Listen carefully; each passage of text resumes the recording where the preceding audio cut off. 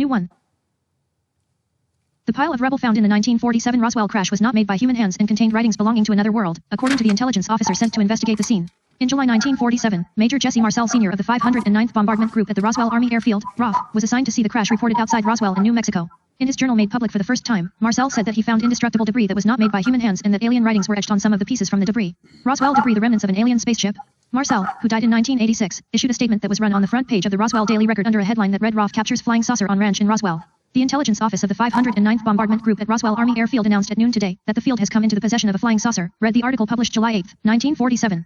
The crash was first reported to the authorities by a rancher named W. Brazel, who was driving with his son several miles northwest of Roswell when they encountered what Brazel described as a large area of bright wreckage made up of rubber strips, tinfoil, and rather tough paper and sticks. But shortly after the discovery made headlines, the now-defunct Department of War at Washington, D.C. released a statement saying that the debris was just the remnants of a weather balloon. The Air Force stated that the weather balloon was part of an airborne system designed to search the atmosphere for weak signals from nuclear test blasts. It was developed as part of the military's Project Mogul, which was conducted in the Los Alamos National Laboratory in New Mexico.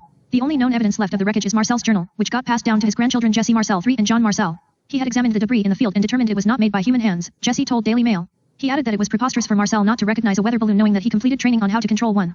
Related, has the second alien megastructure been found? The debris included metal and plastic pieces, fiber optics, and beams etched with what Marcel believed was alien writing. He suspected that the fiber optics were from the computers on the ship, said John. Marcel lit up one of the metal pieces using a lighter to melt or warm it, but the material did neither, his grandchildren said. He brought the debris to the RAF base where he and his colleagues attempted to determine what material the pieces were made of.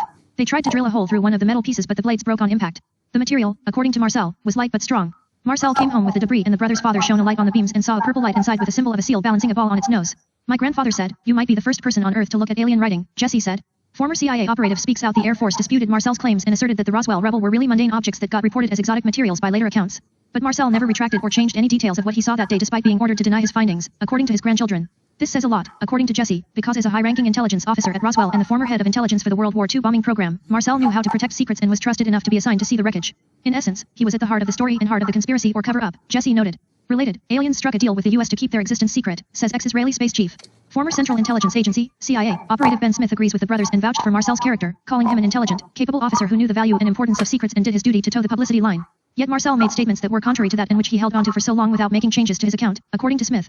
They did not grow but remained the same. It was the same simple story, said Smith, who also saw the journal as part of a three-part series he's hosting, Roswell, The First Witness, an investigation of the 1947 Roswell incident set to air December 12 on the History Channel.